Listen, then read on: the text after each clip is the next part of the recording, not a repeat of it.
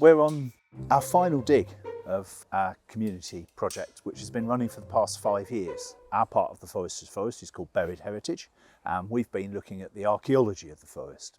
We've done a number of excavations. They range from Roman enclosures through medieval ironworking sites onto Industrial Revolution sites and remains, and this, a World War II camp. So we're going right through the history of the forest with what we're working on. Worcester Archaeology have been amazing at taking people who know absolutely nothing, and over the years that we've been here, teaching us how to do not only the scraping and the digging, which is the easy bit really, but the measuring and the writing the paperwork.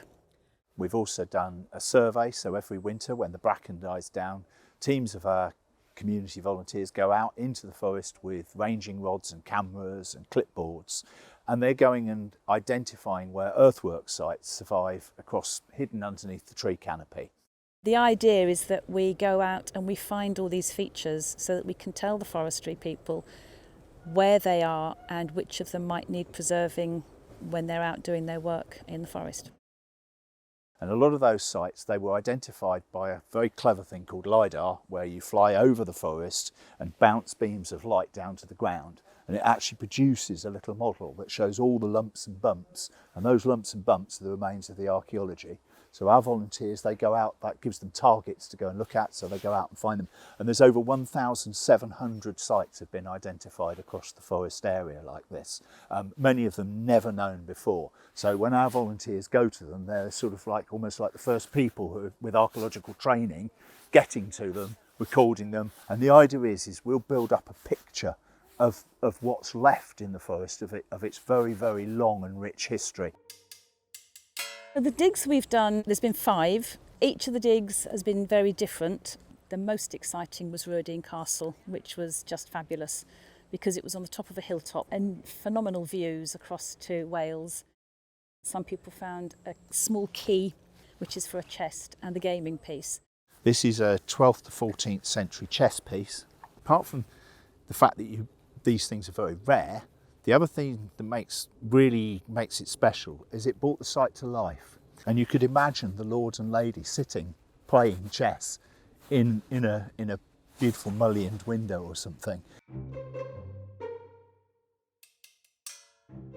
I'm stood here on the doorstep of one of the World War II camps that are scattered through this part of the forest. We've uncovered about 40 of these type of structures. Either side of me I have doorposts, and behind me the floor of one of these huts, and some of our team who have been uncovering them over the past 2 long weekends. All our archaeology up till now has been digging holes in the ground and digging quite a long way down. This one's not so much a dig as a scrape, but it's thrown up a huge amount of really interesting questions, like this is obviously a toilet block. This was my first find on this day. I found a toilet block. Didn't find anything down any of the holes. And then we have this bit here, which is goodness only knows. I've done quite a lot of oral research, talking to people that I know at church and book clubs and neighbours, like knocking on the neighbour's door. What do you know about this area? We had an open day and I spent quite a lot of time talking to groups of about 20 or 30 people. I think I did 5 or 6 tours. Some of the older generations, they could actually remember the buildings when they were still stood here. They either could remember, or their parents had told them stories about the GIs who were based here, about the Italian prisoners of war who were based next door, stories of the segregation that was going on in the GI camp, stories of people exchanging rations. You know, food was very short at the time. The Americans had more food. They had chocolate, nylons, all sorts of things like that. And so you got a real sense of the impact that all of these soldiers coming and being based in the forest during the war had on the local community. And we've even had people saying, well, I'm actually descended from an Italian prisoner of war. Some of them stayed on afterwards. So there's a real sense of connection on a site like this. We've also done work with schools. So we've done a schools pack. There's a book about the history of the forest.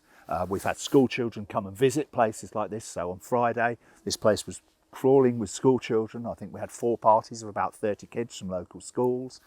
So we're educating the next generations. We've done lectures in halls. We're going to put stuff out on the website. And all in all, we're trying to engage the local community so that they understand more about their past. I feel I've learned a lot as well over the last 5 years. I was thinking about that earlier this morning. You know, what was I like 5 years ago? How much did I know? No, nothing really. And now I'm fairly confident about, we'll just get the tape measure out and we'll measure this and we'll measure that and we'll have a look and see what we can find, and we see the forest in a slightly different light.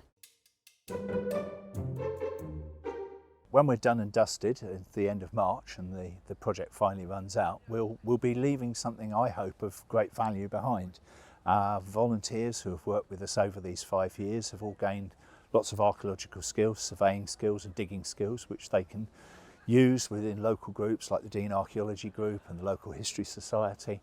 There'll just generally be a greater appreciation and understanding of the heritage of the forest, which is incredibly wealthy and in cases quite vulnerable. And those people can be the champions to protect it for future generations and make sure it's there for them to enjoy much as we can.